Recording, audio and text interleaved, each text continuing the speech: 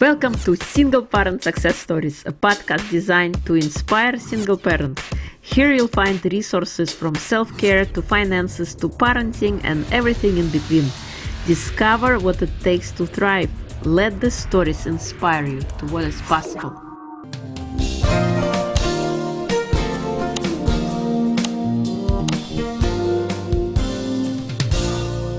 Hello and welcome to Single Parent Success Stories. Today we have a special guest, Andrea Brunswick. She is a creative life strategist for women over 50 who find themselves frustrated with where they are presently in their life. She has been a life coach, workshop facilitator, and public speaker for over 18 years. She is also a single mom of 2 adult kids from Toronto, Canada. Welcome, Andrea. It is a pleasure to have you. Oh my goodness, Irina, thank you. And it's a pleasure to be here. Thank you. Thank you for coming. So please share with us, how did you become a single parent? How did I become a single parent? Well, truth be told, my husband didn't wake up. He had passed away in his sleep. Oh, wow. Yeah, and he had just turned 41. I had really just turned 40, and I didn't see it coming. Did he have any health conditions, or it was very unexpected? Nothing that would have attributed to that, but yes, he did have some. It was, the expression stress is the number one killer. Well, I'm going to tell you something that is very true, because in the 7 months just leading up to my husband's passing, his first grandmother, my husband's first grandmother, who was like his mother, his babo, she was like his mother. God bless, though 95, ended up having to go into a care facility and then passed away, and that was really hard on him. And then my father-in-law, his father, had lung cancer. It was a short of 5 years they had discovered. So he was short of that, where they give you that 5-year clean. Well, the lung cancer had come back, and it was brutal, and it had taken my father-in-law out within a few months of that. And then my husband lost his other grandmother. So and then literally 2 weeks after burying my mother-in-law's mother, I buried my husband. So that time where his father, I think from his father's mother, because he lived with her, and his father taking his father for treatments and things, and I just think it was just very, very stressful. So I don't know, but he had a heart attack in his sleep. Oh, wow. Yeah. So that's how I found myself becoming a single parent. And how young were your kids? So our son had just turned 10, because my late husband George, and my son Ryan, their birthday is a day apart. So it's my husband and then our son. And Natalie was 5.5 at the time. And yeah, it was, I remember, Irina, that morning, and when because, this long weekend, I was just telling you about that. You were saying, how was my week? And so for any Canadians listening, we have what's called our May 2-4 weekend, and it was our long weekend. And woke up that Tuesday morning, ready to go back to work and get the kids off to school. And he was dead, and I didn't even realize. I mean, I had to deal with that. That's a whole other topic of conversation. But having to say to the children now, I guess in a positive spin on this, because they had so many of their family members pass away and funerals and such as that. So, I just like sitting down and just telling them that George, their father, was like, that was like, honestly, I don't even know literally how I got the words out, but somehow I did. And so, yeah, so this past Monday was 21 years since I lost my husband. And just the whole experience, I think, of being a single parent, whether you are divorced. I mean, I have a few girlfriends who intentionally said I want to be a parent. There's nobody in my life. I'm gonna make this happen, and became very intentional to be a single parent. I know for myself that was not what I had signed up for, right? I didn't sign up to be a single parent. I didn't sign up to be a single mother. I mean, even through times in the marriage, listen, we were married 18 years. 18 years wasn't always so joyful and blissful. But that thought of divorce or shared custody or that, I'd be like, no. So now imagine, now he's dead. Like now, anyways, Irina, it brought, listen, I think again, sorry, just to finish my thought, that if it's death or divorce, there's still, and we have children, of course, because of about single parents, and depending upon the age of our children, there's other things that now have to take place kind of at that beginning of the journey. So for me, what had to take place was healing and grief counseling and bereavement before I could really even adjust, because I had to adjust being a widow. I had to adjust into that, like my role as a wife was like snatched away. So I had to really adjust into that. And it's weird what people will say to you, like, oh, just, like, oh, kind of like, well, rely on your children or focus on your children. And from that, I was raised from parents. My parents weren't my friends, they were my parents. And I was raising my children. I love you, I'm your mother, but I'm not your friend. Like, we're just gonna have really clear boundaries. I'm mom and you're the kids. Okay, you're gonna have friends and I'm gonna have friends. So, and I would think, what do you mean? Like my kids, I can't depend, my not depending on my children to entertain me. Anyways, so it really took a few years. And in those, listen, I think I'm still, because my children are older now. My son, I was telling you, is 31. My daughter's going to be 27 in October. That comes with a whole, may I just tell you, and that stage of a 15-year-old daughter. We could talk on that, and doing these things alone, and then issues come up for your kids, which I'm sure it does in a divorce home too, right? Sometimes if there's combativeness between the parents. So it's a journey. It's a freaking journey. And at times, Irina, honestly, I thought it was going to take me out. Truth be told, emotionally, kicked my ass. What helped I you? have great kids. I have great kids. And we started together. So thank God. So as parents, and when we were parenting, we were on the same page. So Natalie, I feel terrible because Ryan got extra time with George, where Natalie didn't, but that it benefited them so. As much as I was just saying all of that, and sorry, and I'm going to let you talk.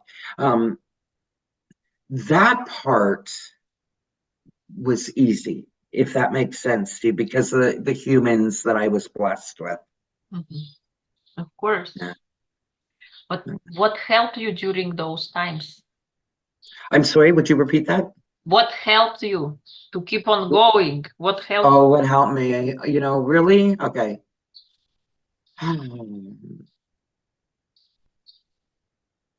Girlfriends. I'm very blessed. So I'm born in Toronto. I've moved a little bit, but I've never really moved. So I am blessed where I still have a big group of girlfriends that I've grown up with literally since I'm 6 years old, who are more like sisters. That that commonality, and a lot of my friends had gotten divorced before my husband passed, and so there's a lot of wisdom in my friends. I'm just need a sip of water. Excuse me, they're very wise women. So in terms of that, for my personal life, very much I leaned on, they allowed me to lean on them because I had always been there for them to lean on me. So really, I guess the kindness of strangers and others, And then working with a coach, because I had Ryan going to a life coach a year before my husband passed because of my father-in-law and the cancer coming back, and I knew that there would be changes. So that's how I really became like, oh, life coach. Because no one, 2002, you weren't hearing the term life coach. So I recognized that because prior to this, becoming a single parent, just Andrea and my own issues, my own shtick, as I like to say, I had been seeking out help, like therapists and so on and so forth, and never really receiving the actual benefit or the actual help that I needed. So at this point, I said, no, I'm going to hire a life coach, and I'm going to use that modality of coaching as opposed to traditional therapeutic modalities. And that very much helped. And then that's what made me decide a year after this journey started that I was going to become a life coach. So of course, the learning and the schooling and the coaching other women and lots of other mentors that I had from afar. I didn't know firsthand, but I had been listening to them and watching them, and just in other industries. Like, so I have a lot of sales training and background. So it's about, really goals and truths. So kind of, I don't know, I think just putting things all together, like meshing it, almost like a recipe, a little bit of this and a little bit of that, and then, you're going to get results. So that really helped. But I must tell you, Irina, honestly, my friends truly have been, and still today, have been the biggest support. But not everybody has that. Yeah, true. So I I'm find lucky. like friends, yeah, they're kind of there together, but in my case, I was the outlier. I was a single parent, and I was with myself, dealing with my emotions and everything else. And friends that were formed together when we were still a couple, they kind of fell away, Mm, disappeared, and I yes, had isn't it to. funny? It's like starting, when we are children, we learn how to walk. So that's how it felt, learning how to walk and discovering what new normal is. Yeah, because I really have learned to appreciate that term, new normal. My new normal. Yeah, I know. People will scatter. People will scatter like cockroaches when the lights are turned on. It's it's it's it's interesting, and you know, it's not about us because it's about what's inside of them, and something about our situation has triggered something, definitely triggered something, and then yeah, being a single mother, I mean, I was also what also helped though too. My mother had passed away 3 years after my husband, but we lived with my mom. She lived with us. We lived together. So my children all got to be with their grandmother from the time that they were born. So having her presence helped them, which helped me. And then sometimes, mother and daughter relationships and adult women, mother and daughter relationships, it can be a little bit tricky at times. But that being said, I was super grateful to still, I mean, I wish today that my mother was alive, even though, like I'm certainly not that age anymore. But I don't think it matters what age we're at. We never really ever want to be without our parents, but we're not all always that blessed, and we do lose them. Um, Coaching, bereavement groups helped me to heal because there's a lot of healing. I'm still healing. There's things we can mask, things we can pretend like they don't exist. We can keep ourselves distracted so we're not aware. Um, I have to say, this journey that God put me on, it really as a coach, makes Oh, I think as I raise my hands, when I say makes, it's not like a gun is to my head makes. It's that willingness that makes me want to make these discoveries and have these revelations about my own patterns and my own decisions and things in my own healing journey, because truthfully, it just really positions me as a stronger coach for that client, for that woman that I'm working with. So I do hope I've answered your question, Irene, on what has helped me. You did. Yes, thank you. What kind of advice would you give to your younger self? Mm. Oh my goodness. Which younger self? How old? Because I think it might play a role. I think it might play a role. I have a lot of advice to give to her. Let's say, Okay. let's say going back to when you just became a widow, what would you tell that version of you? To be truthful with you, I would say give it to God, because I didn't, because my walk with God then was not like my walk now. And I kept seeking, I was seeking God and I was seeking, but I was seduced by the world of new age spirituality, very, very enmeshed in that. That was my genre. That was everything I had been studying and for decades. So truthfully, looking back, I would say give it to God and take his hand. And that shiny object syndrome thing that we as entrepreneurs often will will suffer from. Yeah, I think that's definitely what I would say. And I blamed myself for a long time.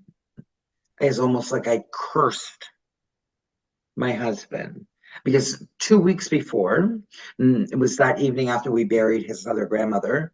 He and I went to go visit a friend of mine who was going through a brutal divorce. Oh, I should get her on your show because her story is just. Anyways, I used to be a cigarette smoker. I'm not proud of it, but it was what it was. And I went outside to have a cigarette, and I was having this major like conversation with God, like, yeah, okay. So like tell me what you want me to do, like in order, because I was already on this path of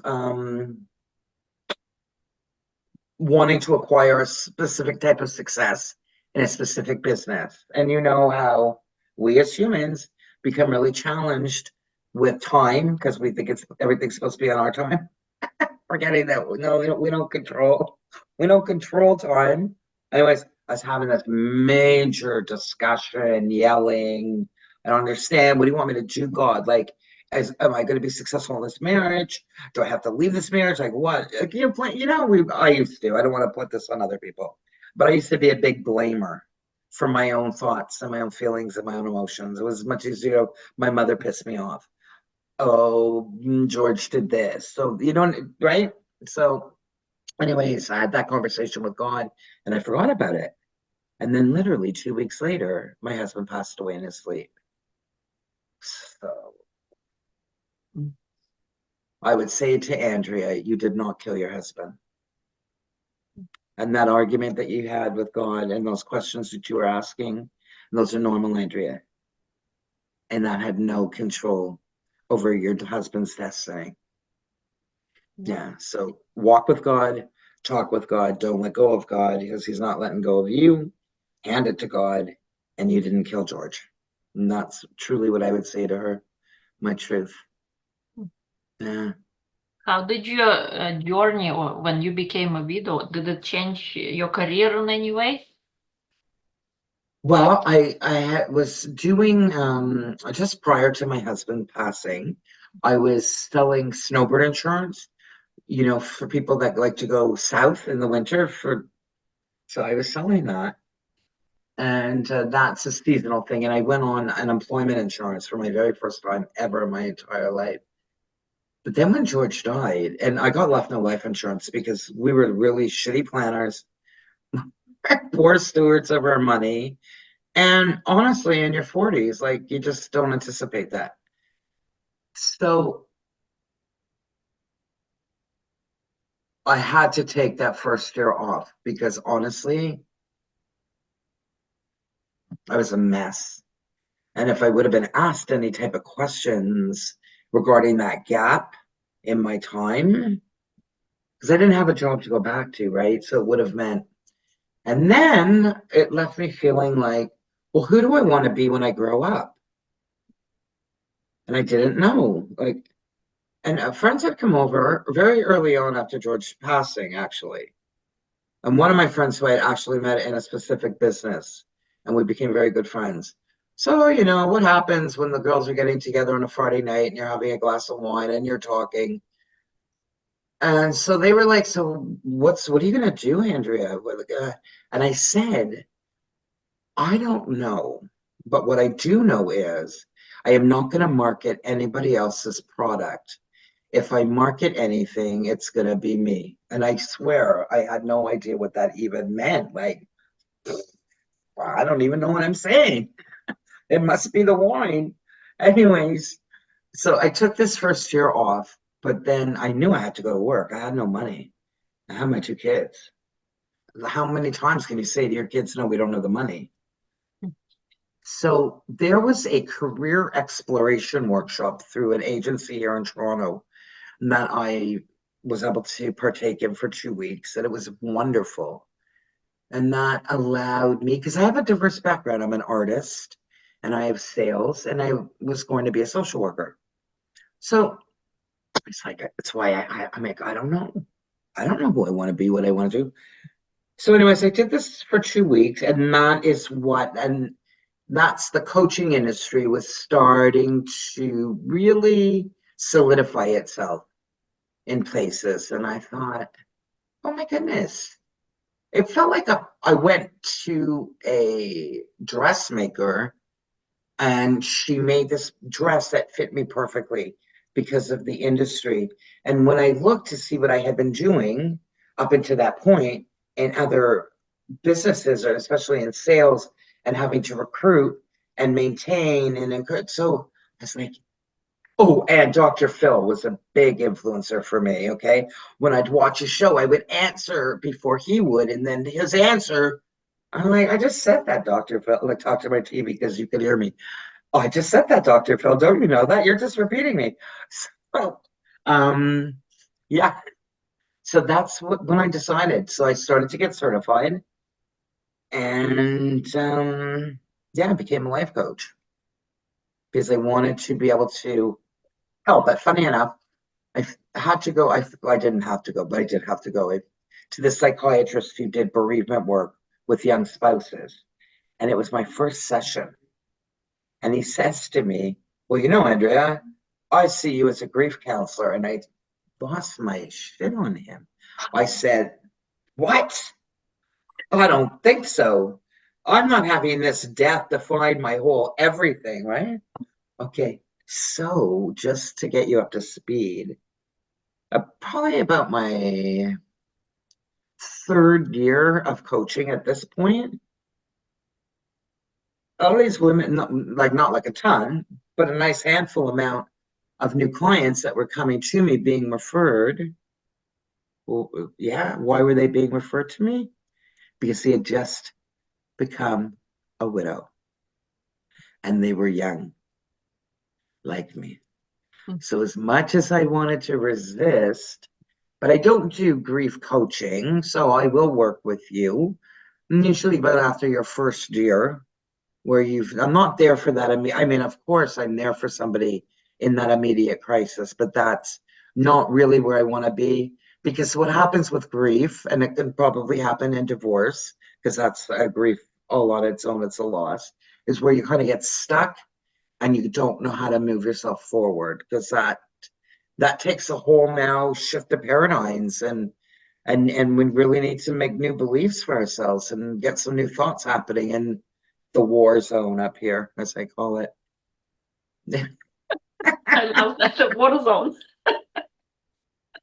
Yeah, I use a lot of metaphors when I speak, but yeah, listen, it's a battleground. A battleground. I deal with it every day. Are you going to the gym today? You don't want to go to the gym today. You're tired. what do you mean? You know, and I said, no, we're going to the gym. But yeah, so becoming a coach, and that it's like, you know what, I don't like to harp too much on age because honestly, I think age really is a number. Because honestly, in my head, I'm still 30. Up here, I'm still a 30-year-old. But at certain stages of our life, it's okay to say, you know what? I don't want to have to work this hard at this stage, or I've already been there doing the hustle and the grind thing. I'm not hustling anymore.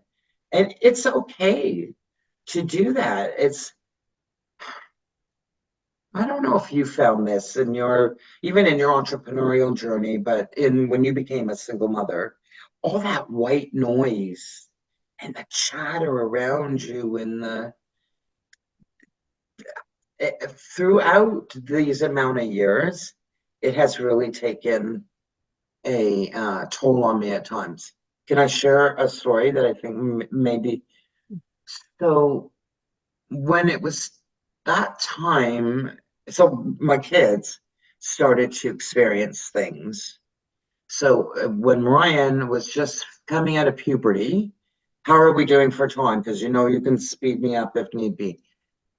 He went into a really bad depression. The grief now bit my son very hard to a point, and of course the guilt and the shame, because like how somehow I'm supposed to be able to make this not exist for him, right? I'm supposed to take this away, and then of course the guilt and the shame of the lack of funds, the not being where I wanted to be in monthly financially, right? Anyways, I had to allow him because he was drowning in this depression to take a year off of school. Like he was still in high school. But I said, you need to keep your part-time job because he was already becoming a recluse from his friends, not wanting to go out. And I said, but you need to keep your part-time job, Brian. One, I needed a bit of financial help. Let's face it. My kids were getting older and they like to go out and do things. And that being said, and I wanted him to have some type of a little bit of structure. So then when he did go back to school, and my friends, whose kids were of that same age, were now, it was like, oh, we're going to be applying to universities and to colleges, and they're going to start doing the college tours. What was wanting to overtake me was, this isn't happening for him. And this is because of you. And is he ever going to get there? And I really needed to do a lot of work on this on myself and on that unnecessary worry and remind myself that everybody gets to wherever it is they're supposed to get to, but they don't all have the same path. Everybody's journey will be different. And this is Ryan's journey.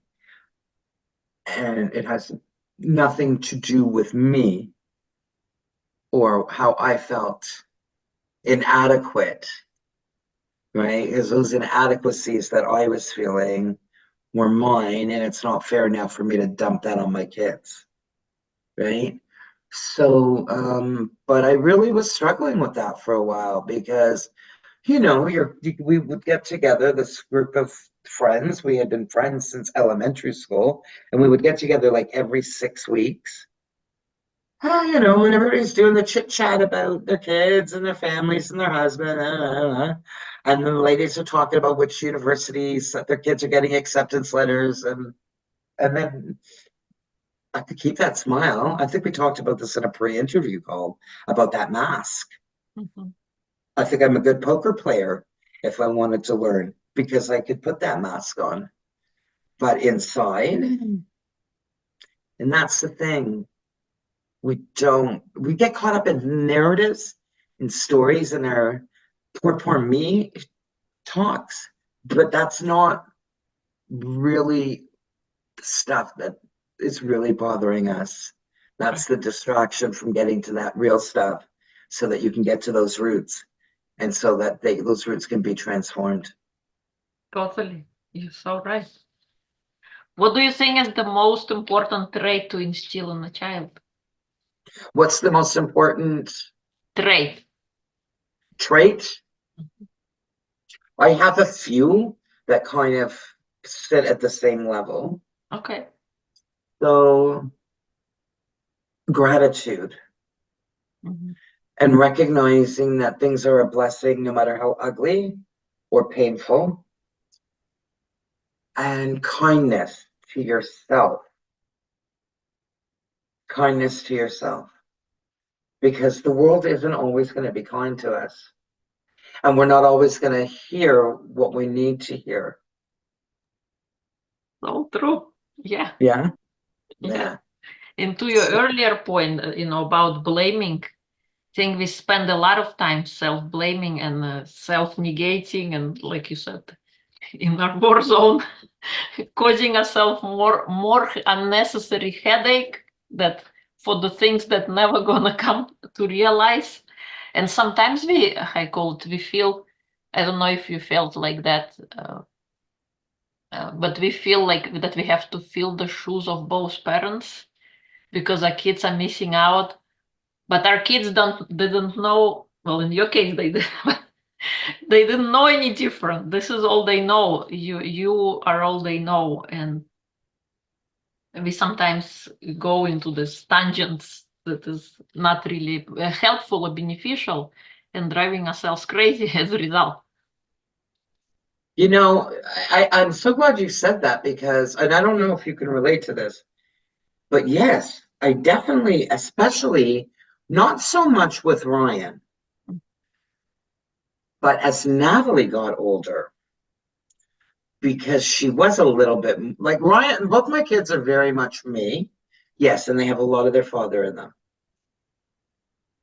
But maybe it's because Natalie's a girl, so I could see, you know what I'm saying? Like looking woman to like girl to girl, woman to woman. Mhm. There were times that I became, well, so I had said to you that Ryan had gotten in a really bad depression.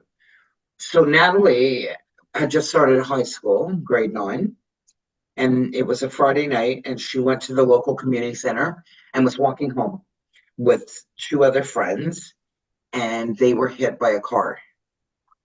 Oh my God. Yeah, and I got this phone call. So weird how intuitively we will do things. So I had a friend over. We were watching reality TV. Ryan was at work. Now he's at the community center. What else is there to do except watch a Real Housewives show back in the day? And I see that I got the phone was ringing, but it was saying a private caller. And normally I wouldn't pick it up, but it was a Friday night, and I went. Something said, "Pick up, answer your phone." So I answered it, and then they said, "Well, this is Detective or Sergeant so and so. I don't want to worry you." So already now my heart's in my throat, and I'm thinking, and with your daughter Natalie, I'm thinking she's just started high school. In my head, I'm thinking she better not have done something. Like she better not have, like, right? That's my first thought. He's like, "Well, I'm in the back of the ambulance with her now. We're taking her to the hospital to the trauma center." Anyways, it was, thank God it could have been so much worse, but it was bad enough. And I don't know, our mind's a funny place, and our brain will do things to protect us. And I'm saying this because that first year from the time of the accident, I didn't focus on her having an accident. I was seeing this change in my daughter's behavior, but I wasn't making the connection to the accident. I didn't want to, obviously, because for me, that could have been, I could have lost my kid. So my brain doesn't even want to go there. And I'd be like, where am I? I had such a loving, sweet, like her nature was so sweet, bless her. All of a sudden, this little B, if you know what I mean, starts with a B, ends with an H. It was like, who is this devil child? I'm thinking in my head. Look, where'd my kid go? Right. And we became very combative. So I thought, oh, I better get all up in my male energy. Right. I better show up. Like, why? I had a father and I had a mother.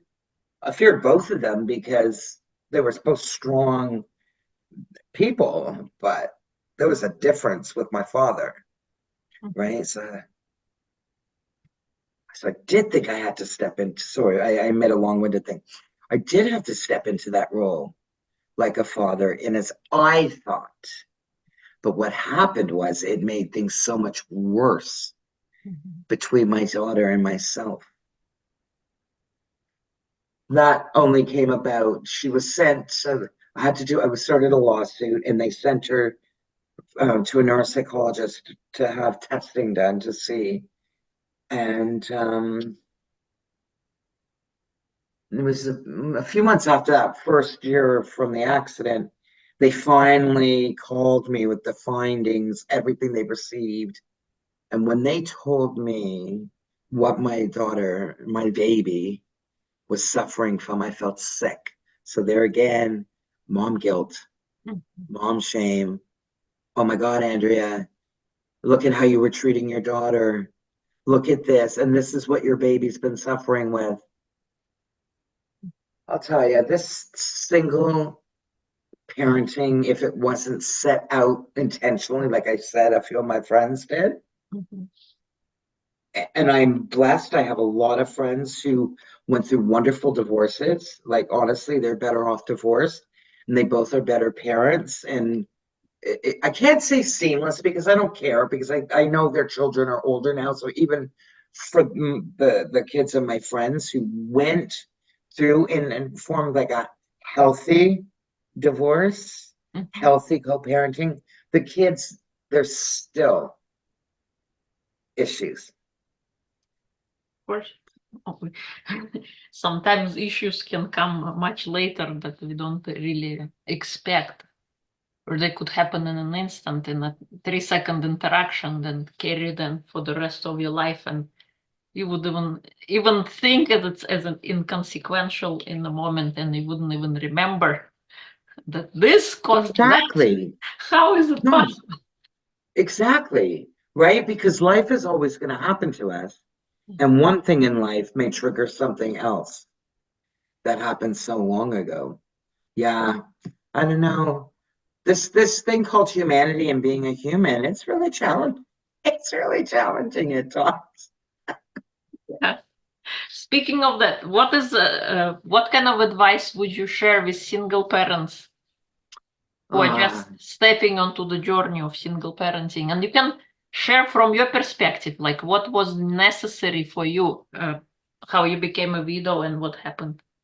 Okay, so I'm going to share something because my parents met at Parents Without Partners back in the day. There was this thing. My father was divorced, my mother was a widow. And I'm just saying that because support groups. And if you can't find one, I say create one. Create your own. Because there's things like meetup.com where you could create a meetup for, single mothers who, I don't think it even matters where they're at that journey. They might just be at that starting gate. They may have been on this journey for 20 plus years, and that woman needs to be a part of that group, because that new mom, that new single mother is going to need that hand holding, is going to need that guidance and the wisdom, and to share.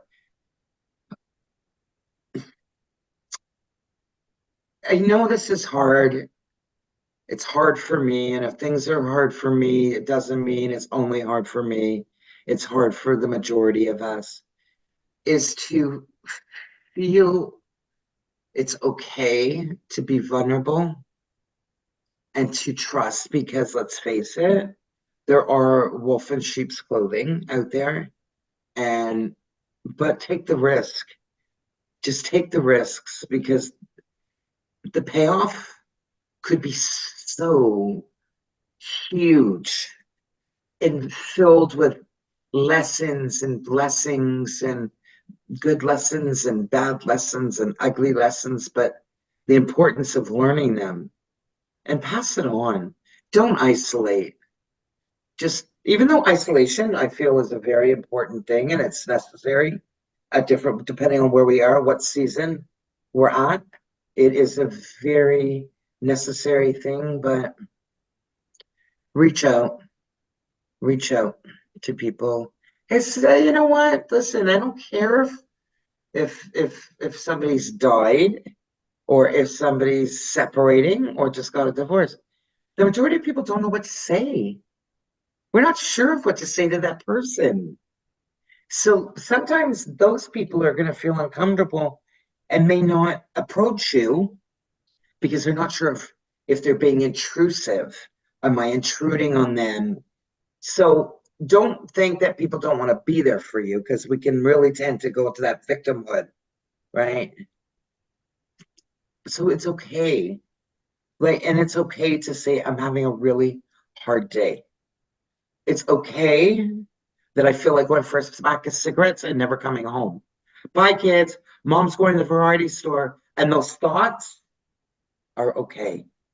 And it's okay to say to a girlfriend or to your family doctor or to your therapist, sometimes I just want to get in my car and I want to drive and I want to stop because I'm really struggling with this. All of these finances, how to maintain this. And today, come on, if you pay attention to what's going on in this, I'm gonna don't want to do any F-bombs on this show, but if you take a look at what's happening out there and how difficult it is for the majority of families, whether you're two income families or one income family, or like many of my girlfriends, when their ex-husbands didn't want to pay that child support that they were counting on, or left that job that paid them a really good amount of money because now they don't want to give her that much. So now they're going to take a job that's going to pay them less, right? Because they want to get back at her. And you might be that one that your ex wants to get back at, or you might be like me who lost your spouse and got left no life insurance. I didn't want to have to declare bankruptcy, but guess what? I needed to suck it up, buttercup. And I needed to do it because I needed to be able to position myself without now having something else feeling like I'm carrying the weight on my shoulders. And what's going to happen? We want to give up. And don't give up, because help is out there in so many different forms. Your show, podcasters, now we're in the era of podcasts, and we're in the era of, yes, let's have important, uncomfortable conversations so we can be a witness and listen. And even if it's one tiny little smidget from today's show or any of your shows, Irina, because I listened to a number of them, re-listen to it and just be willing to accept that this is where you find yourself now, but this doesn't indicate anything other than it's just right now. Yes, so true. We often want answers right away. We want things to change right away. Like you said, we have our time. We don't control the time and everything. The only constant in life is change, and anything. And taxes, and taxes, and death. That's the constant. Yeah, exactly. We want it. We think it should be like in the movies, but we don't edit. You don't get to edit things and make this condensed version. We're going to have to write out that season. But seasons are here to prepare us for the next season. And yes, it's challenging because, again, in this battleground, it needs to see. So when people use Google Maps or any of those things, right? And you can view the route that it's gonna add. Well, guess what? No, we're not there. It's not happening.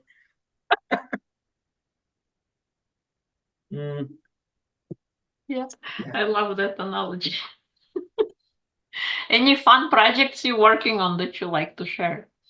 Well, I just actually, yes, thank you for asking, because I just finished one that truly was a gift from God to me. And he had me create a prayer journal. And it's a really fun, creative way to really shift into that space, because what will happen with it is it helps to shift vibration within you. So I don't want to say too much about it, but I'm going to be giving you the link for that. I think really what's been fun for me is this difference that I noticed in myself regarding my business, where I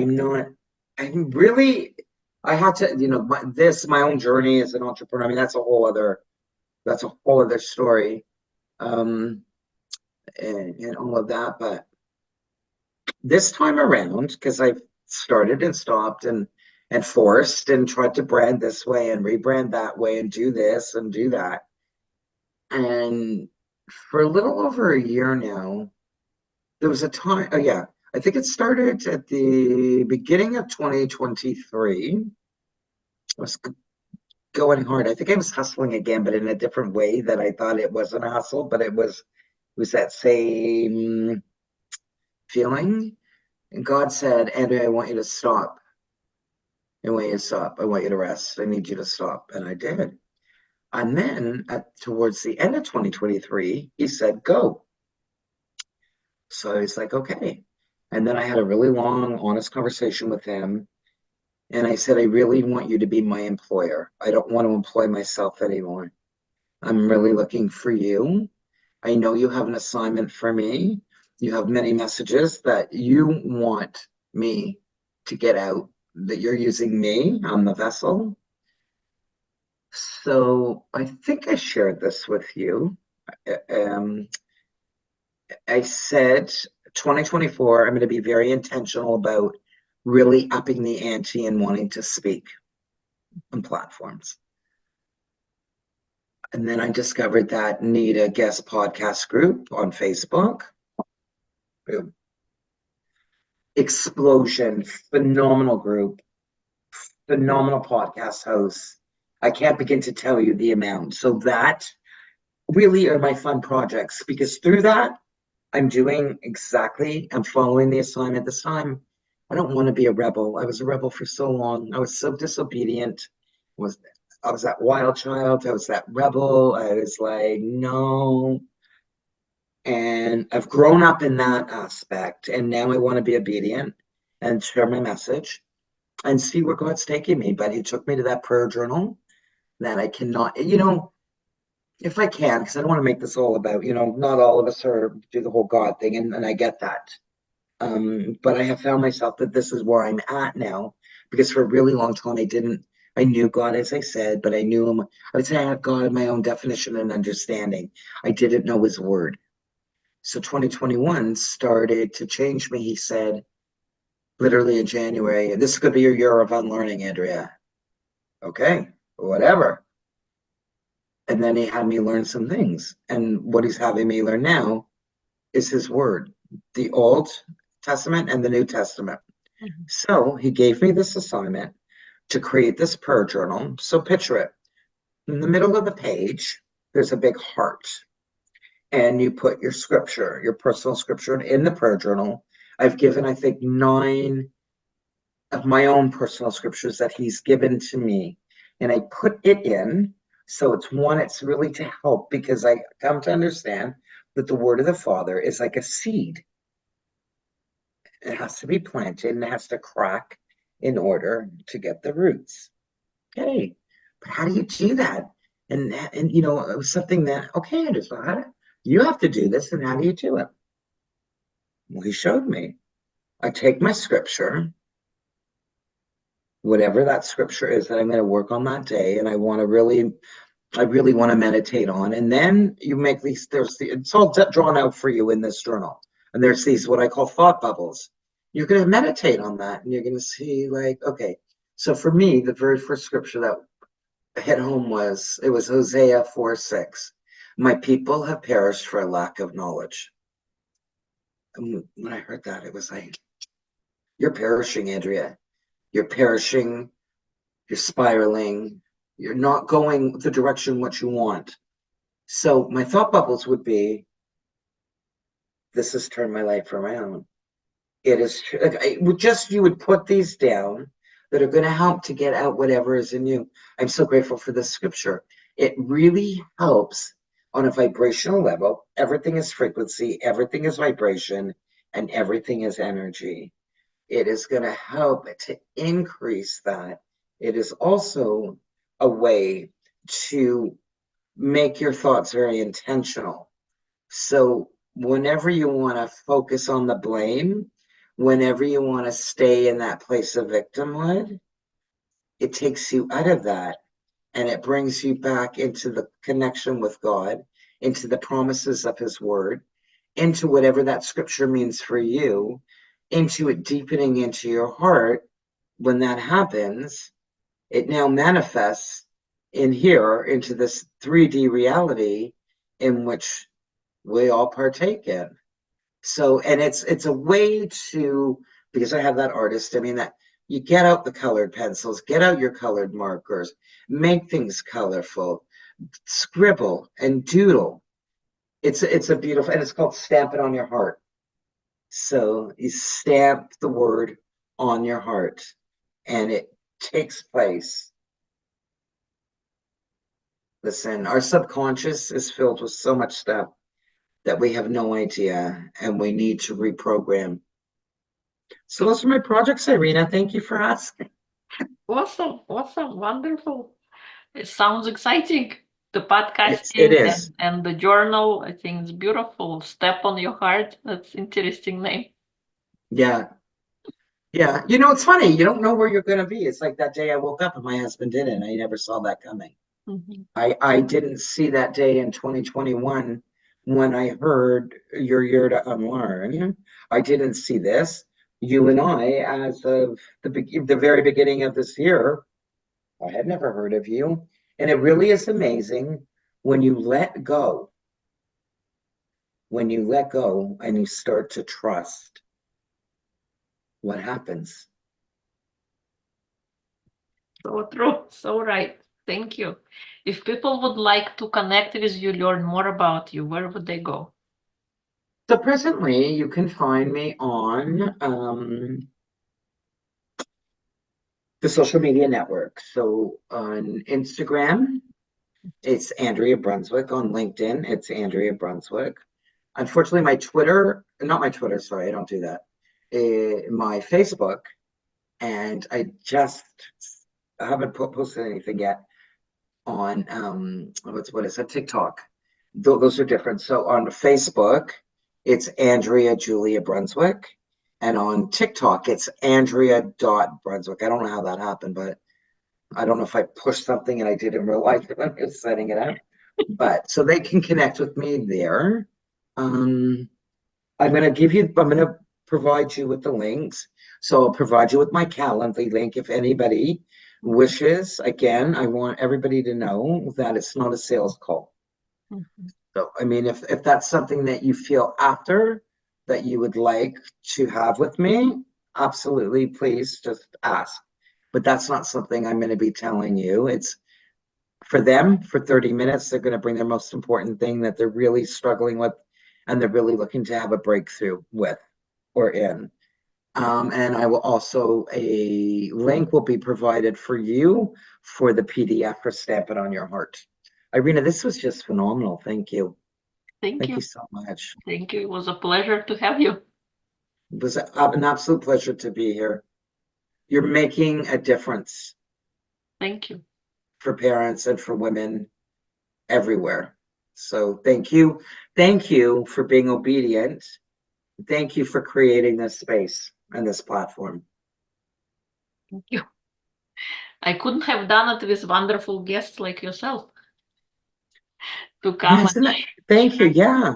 Right. Because everybody has a story, but each of us has something different. But yet there's that common thread and that relatability, which is a beautiful thing. And that's we're all human. And nobody wants to hurt. Nobody likes that kind of emotional pain. So thank you, Irina. Thank you.